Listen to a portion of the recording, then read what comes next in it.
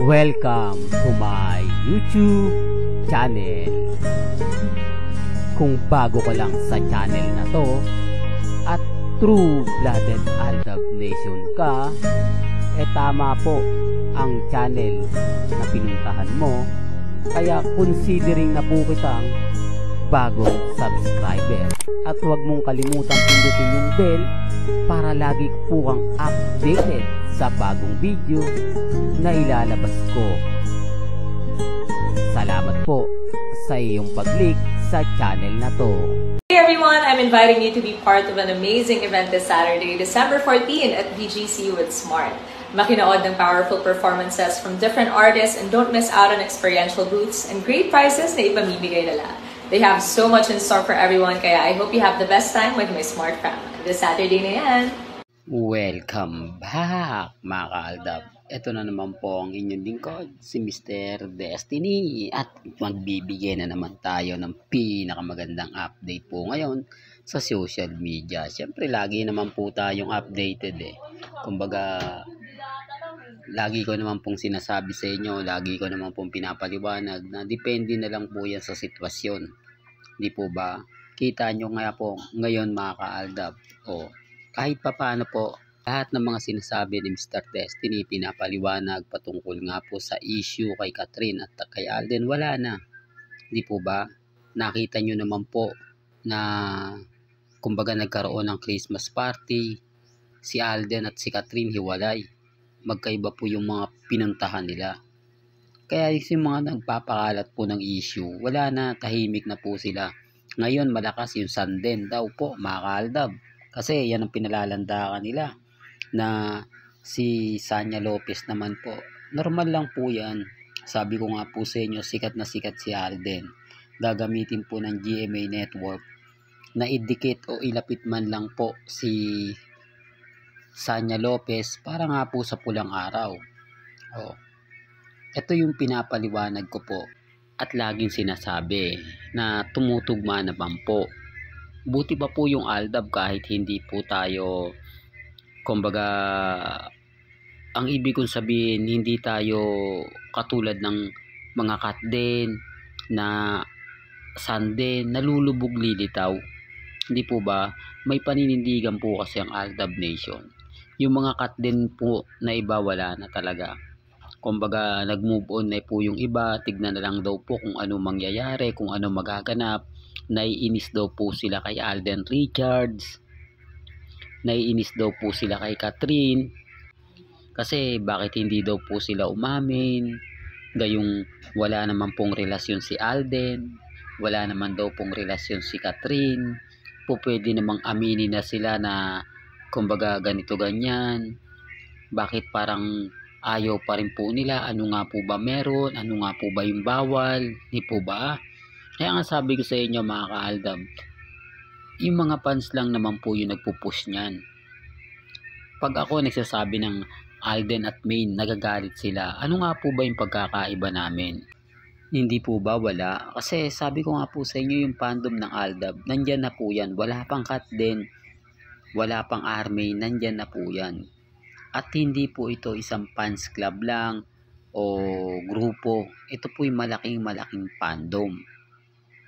Na kapag sinabi mong fandom, international. Kasi kahit sa ibang bansa meron po tayo Kahit sa lugar na kumbaga hindi nasasakop ng internet.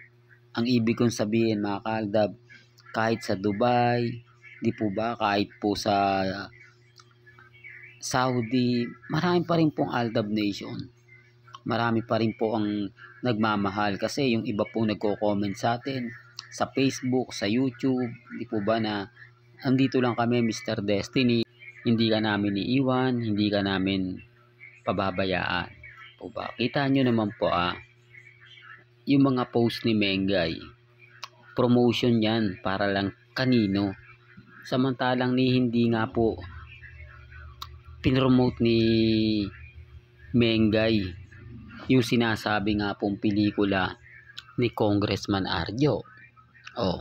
Niwala nga po siya sa press conference, pero bakit dito Kumbaga ganadong-ganado mag-promote si Catherine. Oh, doon pa lang may mali na, di po ba mga kaaldab? Doon pa lang masasabi nyo na si Mengay, kumbaga dumidistansya rin. Si Mengay hindi siya yung tipo na pasasakitan po yung fandom ng Aldab, di po ba? Although sinasabi ng TBJ ganito ganyan, okay lang naman po. Galit po ang TBJ sa Aldab Nation. Yan po yung totoo. Dahil nga po binoboycott natin sila, dahil bumaba nga po talaga yung porsyento na kumbaga nanonood po sa kanila. Totoo naman po eh. Kaya nga po pag may nag-react na boring na Itbulaga, sasabihin fandom lang yan ng Aldab, mga bitter lang po yan. Remind ko lang po sa inyo, may araw po talaga na boring ang Itbulaga. May araw po talaga na hindi magaganda yung nangyayari at nagaganap. Yung tipong swerte mo kapag ka nakatsyempo ka ng maganda kasi wala ka ng mga abangan. Kumbaga pagka nagpunta ka ng 1 for all for 1, may mga point na hindi mo rin gusto yung nanalo, di po ba? May mga point na boring naman yung kwentuhan na yan. Hindi po kasi panahon ng nina Alden at ni Mengay, hindi pa po naitatawag o nakukuha yung pangalan ng nanalo. Eh grabe na yung crowd, di po ba? Yung sobrang nami-miss mo na. Lalo na po kapag sumugod na po sila sa bahay o sa barangay. Sinasabi ko lang po ito para lang klaro. Dahil marami pong naiinis sa fandom natin na taga Itbulaga, mga legit dabber gods na sinisiraan daw po natin. Lalo na yung pelikula ni Bossing. Hindi naman po kami naninira. Kumbaga lagi lang po sa amin binibintang. At po ng mga binabato po nila, lahat po ng mga sinasabi nila, hindi po Aldab ang may gawa. Remind ko lang po at lagi kong paulit-ulit sa inyo na yung fandom po ng Aldab, may kanya-kanya po kaming paniniwala at pananaw. Kumbaga nire-respeto po namin ang isa't isa. Alam po namin na may mga bagay-bagay na minsan nagagalit yung fandom, nagtatampo dahil nga po sa mga nakikita po nila, yung mga nababasa nila at napapanood po nila. Pero kaya nga po nandito si Mr. Destiny para ipaliwanag ko nga po, para iparamdam ko nga po kung ano nga po ba talaga yung istorya. Kung ano nga po ba talaga yung buong kwento. Kung bakit nga po ba may mga bagay na kailangan mong tanggapin, kailangan mong kumbaga sakyan, di po ba?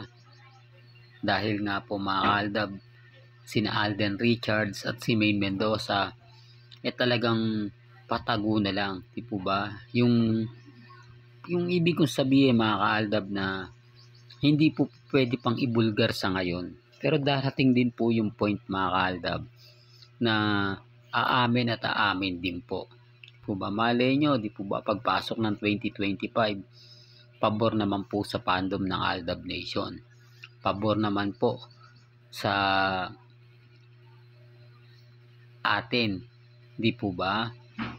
At yung mga pelikula po o yung pelikula po ng Aldab, sana nga po matuloy na.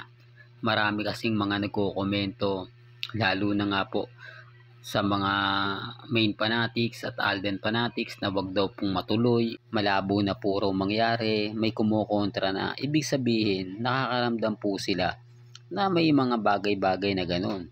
Di po ba? Pero gaya na sinabi ko mga Aldab, for the record lang po, hindi po imposibleng mangyari yan.